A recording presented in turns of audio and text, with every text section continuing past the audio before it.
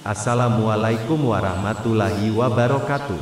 Sahabat YouTube yang dirahmati Allah Subhanahu wa Ta'ala, dan selalu bersama Rasulullah Shallallahu Alaihi Wasallam. Bertemu kembali dengan Ulun Bang Iju Priyadi lewat channel Intan Mutiara Kata.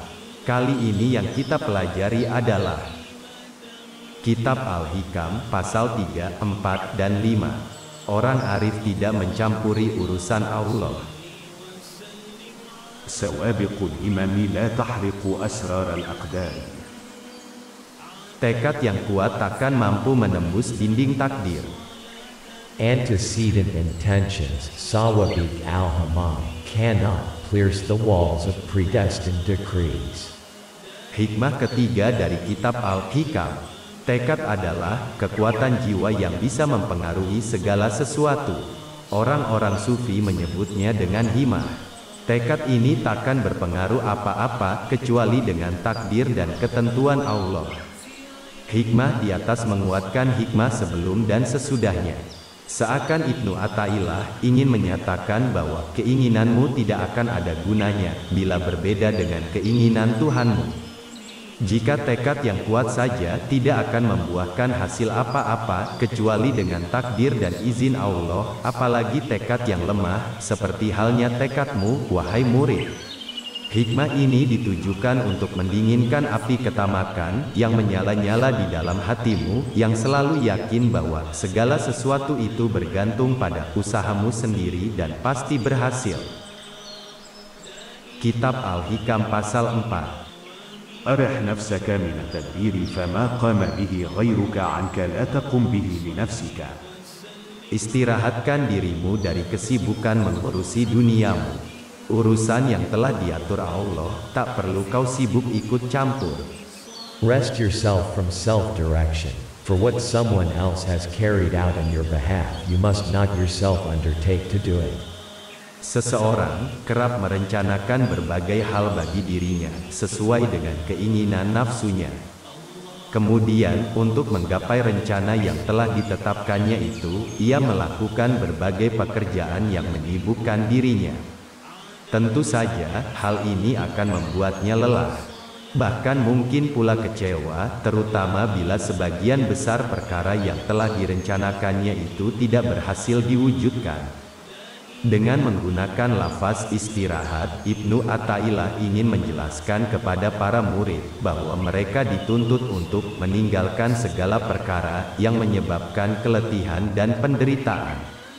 Kecuali jika perencanaan atau pengaturan tersebut ditujukan untuk sekadar memenuhi tuntutan hidup dan tak sampai memberatkan. Tentu saja, hal ini tidak akan merugikan diri. Bahkan pepatah mengatakan, perencanaan adalah setengah dari kehidupan. Urusan-urusan yang telah diatur Allah, hendaknya dijauhi oleh seorang murid. Ia tak perlu lagi sibuk mengurusi apa yang telah ditangani Allah, karena tindakan semacam itu termasuk sikap sok tahu, yang tak layak dilakukan oleh orang yang berakal. Lagi pula, tindakan itu bertentangan dengan prinsip rububiyah, kepengaturan, dan takdir Allah, selain juga bisa melalaikan ibadah. Hikmah di atas ditujukan sebagai peringatan bagi para murid, karena biasanya apabila seorang murid sedang menghadap Tuhan, dan sibuk dengan zikir-zikir dan ibadah-ibadahnya, seluruh sebab penghidupan duniawi akan terputus darinya. Saat itulah, setan datang dan mulai membisikinya, mengiming-iminginya, dengan berbagai hal yang sebagian besarnya tidak akan pernah terwujud. Bisikan setan itu kemudian akan membuat si murid lalai, bahkan meninggalkan kebiasaan zikir dan ibadah. Tips untuk menghindari hal itu ialah, banyak berzikir dan riyadah olah jiwa.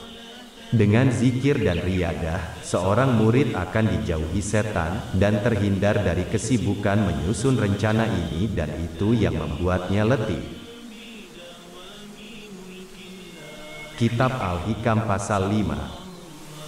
اجتهادك فيما ضمن لك وتقصيرك فيما طلب منك دليل على انطماس البصيرة منك.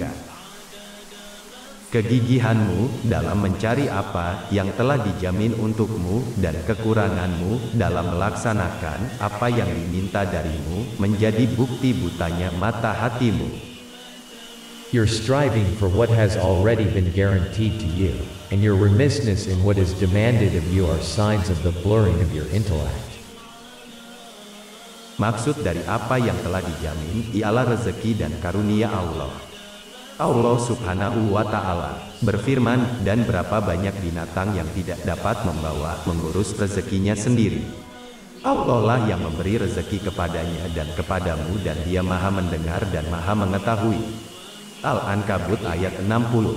Sementara itu, maksud dari kekuranganmu dalam melaksanakan apa yang diminta darimu ialah kekurangan dalam melaksanakan amalan-amalan yang bisa membimbingmu menempuh jalan menuju Tuhanmu, seperti zikir, sholat, dan wirid. Allah Subhanahu wa Ta'ala berfirman, dan aku tidak menciptakan jin dan manusia melainkan supaya mereka mengabdi kepadaku. Al-Ankabut ayat 56. Yang dituntut dari seorang murid ialah terus berusaha memberi makan ruh dengan zikir-zikir kepada Allah, dan melakukan amalan-amalan yang mendekatkan diri kepadanya, bukan memberi makan yang lainnya, karena itu sudah menjadi wewenang Tuhannya.